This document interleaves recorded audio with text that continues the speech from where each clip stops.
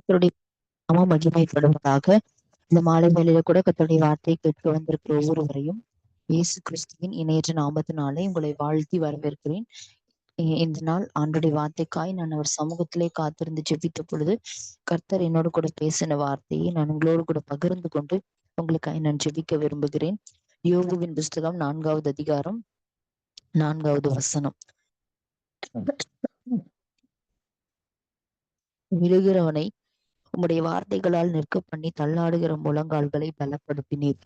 விழுகிறவனை உம்முடைய வார்த்தைகளால் நிற்க பண்ணி தள்ளாடுகிற முழங்கால்களை பலப்படுத்தினீர். ஆவியானவர் தாம் இந்த வார்த்தையின் மூலமாய் நம்ம மத்தியிலே இடைப்படுவாராக. ஆண்டவர் அந்த வார்த்தையில என்ன நமக்கு கற்றுக் கொடுக்க விரும்புகிறார் என்று சொன்னால், அவர் நம்மை வார்த்தையால் நிற்க பண்ணுகிறவர். ஒருவேளை நான் நிற்கிற இடத்துல, அதாவது நீங்க படிக்கிற இடத்துல, நீங்க வசிக்கிற இடத்துல, நீங்க வாழ்ற இடத்துல, இந்த குடும்பத்துல, இந்த வீட்டுல, இந்த ஸ்கூல்ல, இந்த காலேஜ்ல, இப்படி எந்தெந்த சர்க்கிள் எல்லாம் நீங்க இருக்கிறீங்களோ, இங்கெல்லாம் என்னால நிற்க முடியலையே அப்படின்னு சொல்லி, என்னால இந்த வேலையில தரித்து நிற்க முடியல, இல்லைன்னா என்னோட இந்த வாழ்க்கையில என்னால தரித்து நிற்க முடியல, என்னுடைய வேலை, என்னுடைய படிப்பின் காரியத்துல என்னால தரித்து நிற்க முடியல, நான் தள்ளாடுகிறேன், சில பாவமான சூழ்நிலைகள் வரும்போது, சில சோதனைகள் வரும்பொழுது நான் துவண்டு போகிறேன், நான் விழுந்து போகிறேன் அப்படின்னு நீங்க நிறைய சொல்லலாம். இந்த வசனம் சொல்லுகிறது, விழுகிறவனை அவர் தம்முடைய வார்த்தையால் நிற்க பண்ணுகிறாராம். தள்ளாடுகிற முழங்கால்களை பலப்படுத்துகிறவர். அப்போ கர்த்தர் நம்ம ஒவ்வொருவர் மீதும் ஒரு திட்டத்தை வைத்திருக்கிறார், ஒரு தீர்மானத்தை வைத்திருக்கிறார். நமக்கு ஒரு நியமிக்கப்பட்ட ஒரு ஓட்டம் என்று இருக்குது. அதுல நம்ம ஓடணும். எங்க நம்மளை நிற்கணும்னு நினைக்கிறாரோ அங்க நம்ம நிற்கணும். என்ன நோக்கம் நமக்கு வைத்திருக்கிறாரோ அந்த நோக்கத்துல நம்ம பயணிக்கணும்னா, அவர் வார்த்தை தான் நம்மை நிற்க பண்ண முடியும். அவர் வார்த்தையில தான் நம்மை பலப்படுத்தி கொள்ள முடியும். அதான் இங்க வசனம் சொல்லுகிறது. நம்ம மேல ஒரு திட்டம் இருக்கு. அந்த திட்டத்தில் நம்ம நிற்பதற்கு அவர் வார்த்தை மட்டுமே, அவர் வார்த்தை தான் நம்மள நிற்க பண்ண முடியும். இது யோபுவின் புஸ்தகத்துல யோபுடைய வாழ்க்கை சரித்திரத்தை எடுத்து நம்ம வாசித்தோம் என்று சொன்னால், அவன் தேவனுக்கு பயந்து பொல்லாப்புக்கு விலகுகிறவன், பாவத்தை தன்னை விட்டு எடுத்து போடுகிறவன், தன்னை பரிசுத்தமா பாதுகாத்துக் கொள்றவன், கர்த்தருக்கு ரொம்ப பயந்தவன், பிள்ளைகளையும் கர்த்தருக்குள்ள வளர்க்கிறவன். இப்படி இருந்த யோபுவுக்கு கர்த்தர் ஒரு திட்டத்தை வைத்திருந்தாரு. இன்று இந்த பிசாசு என்ன செஞ்சானா, நீங்க தேவன், நீங்க தேவன், நீங்க உங்க பிள்ளையான யோபுவை வேலி அடைத்திருக்கிறீங்க, இவனுக்குரியது எல்லாத்தையும் நீங்க வேலி அடைத்திருக்கிறீங்க, அதனாலதான் இவன் நின்று கொண்டிருக்கிறான், அதனாலதான் இவன் இவன் உங்களை துதிக்கிறான். இப்ப நீங்க எடுத்து பாருங்க, இவன் உங்களை துதிக்கிறானான்னு பாருங்க, இல்ல உங்களை தூஷிக்கானோ துதிக்கிறானான்னு பாருங்க அப்படின்னு சொல்லி பிசாசு ஒரு சவால் ஆண்டவர்கிட்ட விடுறான். ஆண்டவருடைய திட்டம் யோபுவை குறித்து என்ன அப்படின்னா, அவன் பாடுகளின் மத்தியில தேவனை மகிமைப்படுத்தி தனக்கான நன்மையை பெற்றுக்கொள்ளணும் அப்படிங்கிறது கர்த்தருடைய திட்டம். இப்ப இதுல இந்த கடினமான சூழ்நிலையில யோபு நிற்கணும் அப்படின்னா, அவர் வார்த்தையால மட்டும்தான் நிற்க முடியும். அவர் வார்த்தையால மாத்திரமே நிற்க முடியும். குடும்பத்துல சகலத்தையும் இழந்த பொழுது, தன் பிள்ளைகளை இழந்து, தனக்குண்டான எல்லா சம்பத்துக்களையும் இழந்த பொழுதும் ஒருவனை நிக்கிறான் அப்படின்னு சொல்லி சொன்னா, அவன் தேவனுடைய வார்த்தையை நம்பியா சொல்றான். தேவனிடத்திலிருந்து நன்மை பெற்றுக்கொண்ட நான் தீமையும் பெற வேண்டாமோ, ஏன் பைத்தியக்காரி பேசுகிறத போல பேசுகிற, கர்த்தர் கொடுத்தார், கர்த்தர் எடுத்தார், கர்த்தருடைய நாமத்துக்கு ஸ்தோத்திரம் உண்டாவதாக அப்படின்னு சொல்றான். இதெல்லாம் எப்படி சொல்ல முடிஞ்சது அப்படின்னா, யோபு தேவனை பார்த்தபடினால, தேவனோடு நடந்தபடினால, வார்த்தையின் வெளிச்சத்துல நின்றபடினால, அந்த சூழ்நிலையின் மத்தியிலே தேவன் யோபுவை நிற்க பண்ணினார் அந்த சிச்சுவேஷன்ல. ஏன்னா யோபு நின்னுட்டா யோபுவுக்கான ஒரு 42வது அதிகாரம் இருக்கு, யோபுவுக்கான ஒரு ரிவார்டு இருக்கு. இந்த பாடுகளின் மத்தியில நிற்கிறதுதான் பிரச்சனை. அந்த நிற்கிற பாதையில தான் கர்த்தர் என் கூட இருக்காரா இல்லையா, அவர் என் ஜெபத்துக்கு பதில் கொடுக்கிறாரா, என்னை மறந்துட்டாரா, இப்படி அநேக கேள்விகள் இருதயத்துக்குள்ள ஓடும்.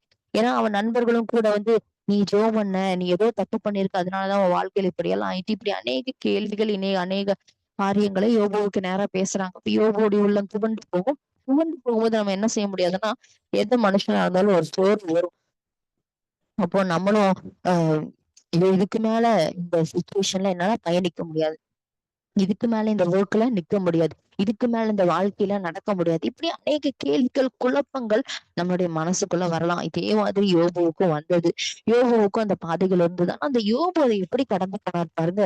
நீ அறிவின வெளிச்சத்தால் நான் இருளை கடந்து போனேன்னு யோபு சொல்றார். அப்போ தனக்கு முன்பதாக இருள் இருக்கிறது, தனக்கு பின்பதாக இருள் இருக்கிறது, தன்னை சுற்றி இருள் சூழ்ந்திருக்கிறது. ஆனா ஒரே ஒரு பலன் மட்டும் யோபுவை நிற்க பண்ணுகிறது என்ன அப்படின்னா, ஆண்டவருடைய வார்த்தை என்ற வெளிச்சம். அது யோபுவை சுத்தி அவனை நெருக்கி என்னதான் இருள் அவனை சுத்தி நின்னா கூட அவனை மேற்கொள்ள முடியல. ஒரு வெளிச்சம் அவனுக்கு வழி காண்பிப்பதற்கு அவனுக்கு முன்பதாக போயிட்டு இருக்கு. அதான் அந்த வசனத்துல சொல்லப்பட்டிருக்கோம், அவர் காலடி தடங்களை என் காலடிகள் பற்றி பிடித்தது. எல்லா பக்கமும் இருள் தான். ஆனா அதுக்கு முன்னாடி ஒரு கால் தடி, ஒரு காலோடைய தடம் போய் கொண்டிருக்கிறது. நான் அதுல நான் கால் வச்சு அந்த வெளிச்சத்திலேயே நான் நடந்து நான் இத இருளை தாண்டி போனேன் அப்படின்னு சொல்லி யோபு சொல்லி இருக்கிறத நம்ம பார்க்க முடியும். அப்போ யோபு நின்னாதான் அவனுக்கான ஒரு இழந்ததெல்லாம் பெற்றுக்கொள்ளத்தக்கதான ஒரு சாட்சி, ஒரு மகிமை யோபுடைய வாழ்க்கையில வெளிப்படணும்னா இந்த மிட்ஸ்ட் ஆஃப் தி சேலஞ்சஸ் யோபு நிற்கணும். யோபு நிற்கணும், பாடுகளுக்குள்ள நிற்கணும், ஏளனமான வார்த்தைகளுக்குள்ள நிக்கணும், பிரச்சனைகளுக்குள்ள நிக்கணும், சூழ்நிலைகளுக்குள்ள நிக்கணும். கர்த்தர் நிற்கிறவர்களை தேடுகிறார், அவர் நிற்க பண்ணுகிறவர். ஆனா நிற்கிற வாஞ்சியோட நிற்க ஆசைப்படுறவங்களை கர்த்தர் தேடுகிறார். என் பிரச்சனை, என் பாடலை ஆண்டு உதவி செய்யல அப்படின்னு சொல்றவங்க அல்ல, கர்த்தர் என் கூட இருக்கிறார், நடத்துவார்னு அவர் அறிக்கை எடுக்கிறவங்களை கர்த்தர் தேடுகிறார். யோபு அப்படி அறிக்கையிட்டு அந்த சூழ்நிலைகளை தாண்டுகிறத நம்ம பார்க்க முடியும். அதான் வசனம் சொல்லுகிறது, விழுகிறவனை அவர் வார்த்தையால் நிற்க பண்ணுகிறவர், தள்ளாடுகிற முழங்கால்களை பலப்படுத்துகிறவர். நண்பர்களால முழங்கால் தள்ளாடி இருக்கும், வார்த்தைகள் மனைவினால இருதயம் உடைஞ்சு போயிருக்கும், தள்ளாட பண்ணுன சூழ்நிலைகள் அநேகம் வாழ்க்கையில வந்தா கூட அவன் வார்த்தையை பிடித்து கொண்டபடினால கர்த்தர் வாழ்க்கையில மகிமையை காணும்படி செய்தார். இன்னைக்கும் நீங்க இருக்கிற இடம் எப்படி வேணாலும் இருக்கலாம், உங்களை நீங்க ஃபேஸ் பண்ற ஸ்ட்ரகிள்ஸ், பிரச்சனைகள் எது வேணாலும் இருக்கலாம். இது எல்லாமே அவர் உங்களை வைக்கணும்னு நினைக்கிற இடத்துக்கு நீங்க வரணும்ன்றதுக்காக, அவர் உங்களை எந்த ஸ்தானத்துல வச்சு அழகு பார்க்கணும்னு நினைக்கிறாரோ அந்த ஸ்தானத்துக்கு நீங்க வருவதற்கு சில சூழ்நிலைகளை நீங்க தாண்டி போக வேண்டியது இருக்கு. உங்களை நிற்க பண்ணுகிற கர்த்தர், உங்களை நிற்க வைக்கிற கர்த்தர் உங்களை எந்த இடத்துல போய் நிற்க பண்ணணும்னு நினைக்கிறாரோ அந்த இடத்துல உங்களை கொண்டு போய் நிற்க பண்ணுவதற்கு சில பாதைகளினோட உங்களை கொண்டு செல்லுகிறார். ஆனா அது அது அந்த அந்த பாதைகள், அந்த பாடுகள் நிரந்தரம் அல்ல. ஆனா மகிமை நிரந்தரமா இருக்கிறது. நீ எந்த பாதையில வேணாலும் போலாம், ஆனா அவரோடு போனா முடிவு மகிமையா இருக்கும். அதுதான் ஆண்டவர் உங்களுக்கு சொல்லி தருகிறார். பாருங்க, லூக்கா 8வது அதிகாரத்துல யவீருடைய வாழ்க்கையை குறித்து சொல்லியிருக்கோம். யவீருடைய மகள் 12 வயதுள்ள மகள், அவள் வியாதியா இருக்கிறா, வியாதியில மரண படுக்கையில இருக்கிறா, அவ சாகறதுக்கு இருக்கிறா, மரண படுக்கைன்னா சாகறதுக்கு இருக்கிறா. அப்போ இப்படிப்பட்ட சூழ்நிலையில அவ தேவனை எப்படியோ யவீரு பார்த்து, ஆண்டவரே என் கூட வாங்க, எப்படியாவது என் பிள்ளைய பிழைக்க வச்சிருங்க, எப்படியாவது என் பிள்ளைக்கு சுகம் கொடுத்துருங்கன்னு சொல்லி நம்பி தேவனை அழைத்து கொண்டு போகிறான். போகிற வழியில 12 வருஷமா பெரும்பாடுள்ள ஸ்திரீக்கு குணமாகுது. அவ வஸ்திரத்தின் ஓரத்தை தொட்டு சுகம் அடைகிறா. இதை பார்த்து யவீருக்கு ஒரு நம்பிக்கை என்ன அப்படின்னா, ஒரு அதாவது என் சோர்ந்து போகிற மாதிரி ஒரு சுச்சுவேஷனுக்கு என் விசுவாசத்தை தட்டி எழுப்புற மாதிரி ஒரு காரியம் நடந்துச்சு. 12 வருஷமா பெரும்பாடுள்ள ஸ்திரீக்கு குணமாச்சுன்னா 12 வயசு பொண்ணு என் பொண்ணுக்கு சுகமாகாதா, கர்த்தர் சுகப்படுத்துவார் அப்படின்னு ஒரு நம்பிக்கை அவனுக்கு பலமா வந்துச்சு. இப்ப நம்பிக்கையோடு கூட மறுபடியும் பின்தொடரலாம்னு நினைக்கும் பொழுது அவன் விசுவாசத்துல தளரத்தக்கதான ஒரு காரியம் வருது. என்ன சொல்றாங்க, போதகரை வருத்தப்படுத்த வேண்டாம், போதகரை வருத்தப்படுத்த வேண்டாம். இனி இனி உன் பிள்ளை பிழைக்க மாட்டா, உன் பிள்ளை இறந்து போயிட்டா, இனி உன் பிள்ளைக்காக நீ போதகரை அழைத்து கொண்டு எந்த பிரயோஜனமும் இல்லை அப்படின்னு சொன்னவொடனே உள்ள நொறுங்கி போயிருக்கும். விசுவாசத்தை தட்டி எழுப்புற மாதிரி காரியங்களும் நடக்குது, விசுவாசம் தளர்ந்து போகிற மாதிரி சூழ்நிலைகளும் வருது. ஆனா நம்மளை கொண்டு போய் கர்த்தர் சேர்க்க போறது அவர் நாம மகிமைக்கின்று. அது ஒரு காரியம், அவர் நாம மகிமைக்கின்று நம்ம வாழ்க்கையில ஒரு நன்மை நடக்க போகுது. ஆனா இந்த சூழ்நிலையில கர்த்தர் என்ன விரும்புகிறார், நம்ம நிற்கணும்னு விரும்புகிறார். என் பிள்ளை அற்புதம் செஞ்சாலும் நிக்கணும், அற்புதம் செய்யலனாலும் நிக்கணும். அந்த 12 வருஷம் பெரும்பாடு ஸ்திரீக்கு குணமாகும் பொழுதும் நின்று என் பிள்ளைக்கு சுகம் கிடைக்கும், இந்த காரியத்தையும் கர்த்தர் செய்தாரு, நன்றின்னு சொல்லணும். உன் பிள்ளை மறைச்சிட்டாப்பான்னு சொல்லும் பொழுதும் பயப்படாது, விசுவாசம் உள்ளவனாயிருன்னு கர்த்தர் சொல்லும்போது, போங்க ஆண்டவரே, என் பிள்ளைய நீங்க முன்னாடி வந்திருந்தா என் பிள்ளைய காப்பாத்திருக்கலாம், இப்படி பண்ணிட்டீங்களே அப்படின்னு சொல்லல, நம்பிக்கையோட ஒரு தொடர்ந்து போறான். கர்த்தர் அவனை வெட்கப்பட விடல. கர்த்தர் யவீரோட பிள்ளைக்கு கர்த்தர் சுகத்தை கொடுப்பாரு, அவளை எழுந்துருன்னு சொல்லி அவளுக்கு ஜீவனை கொடுத்து அவள் ஆரோக்கியம் அடைந்தாள் என்று சொல்லி சொல்லப்பட்டிருக்கிறது. இந்த மாலைகளில பரிசுத்த ஆவியானவர் சொல்லுகிறாரு, கர்த்தர் உங்களுக்குன்னு ஒரு ஸ்தானத்தை வைத்திருக்கிறாரு, உங்களுக்குன்னு ஒரு திட்டத்தை வைத்திருக்கிறாரு, உங்களுக்குன்னு ஒரு நல்ல ஒரு மகிமையான ஒரு பாதையை வைத்திருக்கிறாரு. அந்த இடத்துல நீங்க உட்காரணும் அப்படின்னா அதுக்கு நடுவுல போகிற அந்த பாடுகளின் பாதையில உங்களை நிற்க பண்ணணும். நீங்க அவருக்காக நிற்கணும். அவருக்காக நீங்க நிற்கும் பொழுது பாடுகள் எல்லாம் மகிமையாய் மாறும். முடிவு கீர்த்தியும் புகழ்ச்சியுமா இருக்கும், நன்மையாய் முடியும். சூழ்நிலைகள் எதுவும் உங்களை வெட்கத்தை உண்டாக்குற மாதிரி இருக்காது. இதை நின்னுட்டு உனக்கான விடுதலை வந்துரும். யோபுவுக்கா ஆவியானவர் மறைமுகமா அதான் எவ்வளவு யோசித்தார். யோபு நின்னு யோபு இந்த கஷ்டத்துல உனக்கு 42வது அதிகாரம் காத்திருக்கு பத்திர நின்னு நின்னு யோகிரும். இதன் கூட அவர் வாய் திறந்து சொல்லியிருக்க முடியாது. அவர் மனசுக்குள்ள சொல்லியிருக்காரா இருக்கும். எவ்வளவு நின்னது பயப்படாத, விசுவாசம் உள்ளவனாயிரு. இதை மட்டும் சத்தமா சொல்லிட்டு எவ்வளவு அழைத்து கொண்டு போறாரு. எவ்வளவு நிற்கிறதற்கு அவர் வார்த்தையை அனுப்பி பலப்படுத்துகிறார். பயப்படாதே, விசுவாசம் உள்ளவனாயிரு, காரியம் மாறுதலாய் முடியும் என்று சொல்லி. நீ நினைக்கிறது அல்ல, நான் நினைக்கிறது நடக்கும், அது உனக்கு நன்மையாய் முடியும் என்று சொல்லி. அதுதான் பரிசுத்த ஆவியானவர் இந்த வேலையில இந்த மாணவர்களை உங்களுக்கும் கற்றுக் கொடுக்கிறாரு. உங்க சூழ்நிலை எப்படியா இருந்தாலும் ஆண்டு சொல்ல பயப்படாதே, விசுவாசம் உள்ளவளாயிரு, உன் காரியம் மாறுதலாய் முடியும். இந்த சேலஞ்சஸ் நடுவுல நீ எப்படி பயணிக்கிறன்றத கத்தர் பாக்குறாரு. அவர் உன்னை நிறுத்த பண்ணி கொண்டிருக்காரு. நீ அவருக்காக நின்னுடு மகளே, உனக்கான மகிமை காத்திருக்கிறது. இந்த சுச்சுவேஷன்ல நின்னுடு, உனக்கான ஒரு ஜெயம் காத்திருக்கிறது. இதுல முருகெடுக்காத, இதுல சோர்ந்து போகாத, இதுல ஜெயிக்காம விட்டுறாத, இதுல உபவாசிக்காம விட்டுறாத, இதுல ஊழியம் செய்யாம விட்டுறாத, இதுல கத்தர் தேடாம விட்டுறாத. எனக்கு எப்பவுமே வாழ்க்கை இப்படித்தானே இருக்கு, என்ன தேடி என்ன பயன், என்ன ஊழியம் செஞ்சு என்ன பயன், என்னத்தை செய்ய போறோம், எப்படியோ நாளும் பொழுதும் போய்கிட்ட சொல்லிடாத. கத்தர் உண்மையா தேடிக்கொண்டே இரு, உண்மையா விதைத்து கொண்டே இரு. ஒரு நாள் அதற்கான அறுவடை நீ பார்ப்ப. என்ன பிரச்சனை இருந்தாலும் விதை தன்னால பாரு. எதுக்கான திட்டும் போது விதைக்கிறா, வெளிநாள் திட்டும் போது விதைக்கிறா, எல்லாரும் காயப்படுத்துறாங்க விதைக்கிறா, ஏழு புரிந்து கொள்ளல விதைக்கிறா, விதைச்சுக்கிட்டே இருக்கா. ஜெபம் என்ற விதையை விதைக்கிற ஒருத்தர் கூட ஒரு நாளும் பதில் என்ற அறுவடைய எடுக்காம போனதே கிடையாது. பரிசுத்த ஆவியானவர் அவங்க ஜெபிச்சாங்க, இவங்க எல்லாம் ஜெபிச்சாங்க, இவங்க எல்லாம் கத்திட்ட பேசினாங்க, நெருங்கினாங்க, அதற்கான பதில பார்த்தாங்க இல்லையா? இன்னைக்கு உன்னோட வாழ்க்கையில நீ அந்த அந்த சுச்சுவேஷன்ல நின்னுது, நீ நின்னுது அப்படிங்கிற நீ நின்று விடு அப்படிங்கிற அந்த வார்த்தை எது குறிக்கிறதுனா, ஜெபத்துல நின்று, உபவாசத்துல நின்று, தரித்து நின்று. அன்னைக்கு இஸ்ரவேல் ஜனங்கள் செங்கடல் முன்னாடி நிக்காம போயிருந்தாங்கன்னா, பார்வோனும் அவன் சேனையும் கத்தரே தேவன் என்பது அறியாம போயிருக்கோம். அவங்க அறியாம போயிருப்பாங்க. அந்த இடத்துல கத்தர் ஜெயம் எடுத்திருக்க முடியாது. அவங்க கோலை உயர்த்தி பிடிச்சு நின்னாங்க, தேவ வார்த்தையை உயர்த்தி பிடிச்சு நின்னாங்க.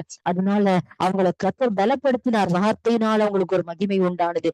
பார்வோன் சேனை அறிந்து கொண்டது கத்தரே தெய்வம் என்று. அந்த தானியேல் அவருடைய நண்பர்கள் எடுத்து சாத்ராக் மேஷாக் ஆபேத்நேகோ அவங்க அக்னியில நின்னாங்க. நின்னதின் நிமித்தமாய் கத்தர் அவங்க 4வது ஒருவரா 3 பேத்துக்கு நடுவுல தேவபுத்திரரை போற உலாவி அந்த நேபுகாத்நேசர் அரசாண்ட ராஜ்யம் எங்கிலும் சொன்னாங்க, இவங்க தேவன் தான் உண்மையான தேவன் என்று சொல்லி. தானியேல் சிங்க ஜெபிக்குள்ள நின்ற பொழுது, தேவனுக்காக பாடுகளை சகித்து நின்ற பொழுது, அதன் மத்தியிலையும் அந்த சேலஞ்சஸ் மத்தியிலையும் அவங்க தேவனை மட்டும்தான் வணங்குவோம்னு சொல்றாங்க, தேவனை மட்டும்தான் ஆராதிக்கணும்னு சொல்றாங்க, தேவனை மட்டும்தான் யோசிக்கணும். எருசலேம் விண்டோஸ் ஓபன் பண்ணி அந்த சிச்சுவேஷன்ல என் உயிர் பாதுகாக்கணும்னு ஜெபம் பண்ணல, எருசலேமுக்காக ஜெபம் பண்ணிட்டு இருக்கிறான். கத்தர் பாக்குறாரு, எங்க கெபி வருது, ஜெபிச்சேன் ஆனா தூக்கி கெபியில போட்டீங்களே சொல்லல. நிற்கிறான், நின்று தானியேல். ஒரு கூட்ட ஜனம் ஒன்ன கொண்டு மூலமா, இந்த சாட்சியின் மூலமா இந்த பரிவராஜ அரசாளுகிற ராஜ்யம் எங்கிலும் தேவன் அறிய போகுது. அதுக்கு இந்த சிங்க கெபிக்குள்ள, அதுக்கு கொஞ்ச நாள் இந்த அக்னி சூழலுக்குள்ள, அதுக்கு கொஞ்ச நாள் இந்த செங்கடல் முன்னாடி, அதுக்கு கொஞ்ச நாள் இந்த மாதிரி அவரு தேவனை பிள்ளைகிட்ட கூட்டிட்டு போற அந்த டிஸ்டன்ஸ், அந்த சுச்சுவேஷன்ல நின்னுது.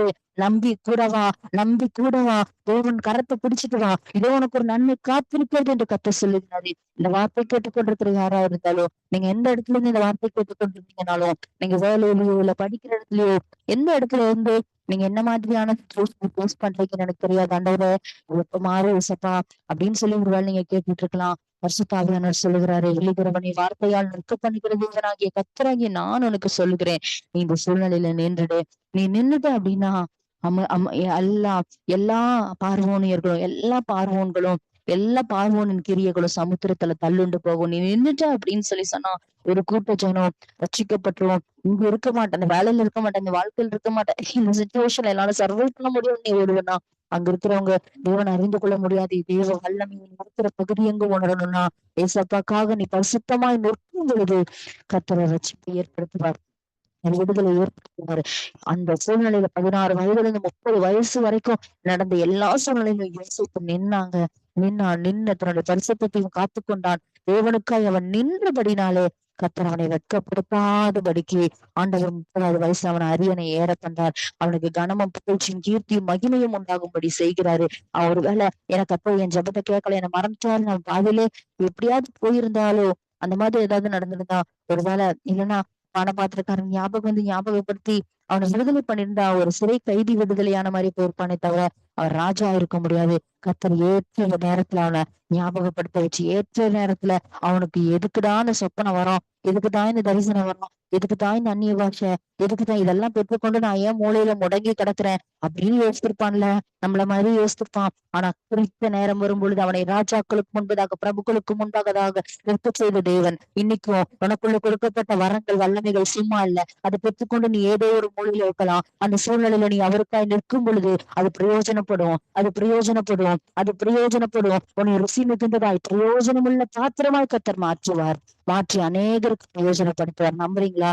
ஏசப்பா அதை செய்வார். நம்புறவங்க எல்லாம் அப்படியே இருக்கிற இடத்துல கண்களை மூடி தலைகளை தாழ்த்தி ஆண்டவர் நோக்கி பார்க்கலாமா? ஸ்தோத்திரம் ஏசப்பா, எங்களை அதிகமாய் நேசிக்கிற எங்கள் அன்பின் ஆண்டவரை, அப்பா நீர் கொடுத்த அந்த நல்ல வேலைக்காக நன்றி. இந்த வேலையை நம்ம நோக்கி பார்க்க கத்திற்கு பாராட்டுனீங்களப்பா. உங்க நாம மகிமைப்படுவதாக சுவாமி. அப்பா யாரெல்லாம் இந்த சுச்சுவேஷன்ல இருக்க பலன் தாங்க, இந்த சூழ்நிலையில இருக்க எனக்கு பலன் தாங்க, என்னோடு கூட பேசுனீங்களே ஏசப்பா. ஆண்டவரே எல்லா சுச்சுவேஷன்ஸ்லயும் ஆண்டவரே நான் நின்னா ஆண்டவரே ஒரு கூட்டம் ஆண்டவர் அறிவாங்க. நான் நின்னா அந்த இடத்துல எழுப்புதல் வரும். நான் நின்னா அக்கினி வானத்துல இருந்து கொண்டு வரக்கூடும், அக்கினி இறங்கும். நான் நம்புறேன்ப்பா. இனி என் சூழ்நிலையை கண்டு நான் பின்னாடி ஓட மாட்டேன்ப்பா. சூழ்நிலையை மாற்றுகிற தகப்பனை உண்மை கண்டு நான் முன்னேறி வருவேன். என் பிரச்சனைகளை மாற்ற நீர் வல்லவர், என் சூழ்நிலைகளை மாற்ற நீர் வல்லவர். என்னோடு கூட நீர் இருந்து நீர் எனக்காய் செய்கிற காரியங்கள் பலமா இருக்கும் என்று சொல்லி நான் நம்புறேன் ஏசப்பான்னு சொல்லுங்க.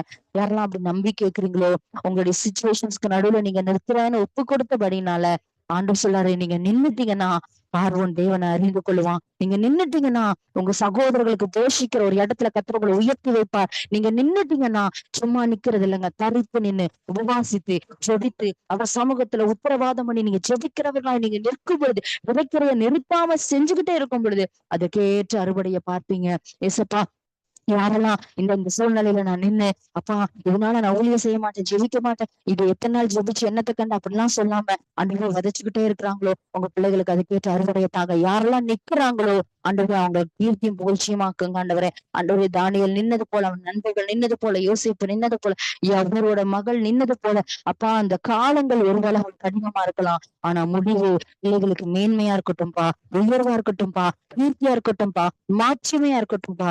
இதை அப்படி செய்து உங்க நாமத்தை மகிமைப்படுத்துங்க.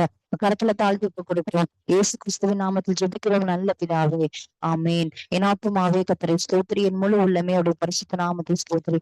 என் ஆத்துமாவே கர்த்தரை ஸ்தோத்திரி, கர்த்தர் செய்த சகல உபகாரங்களையும் என்றைக்கும் மறவாதே.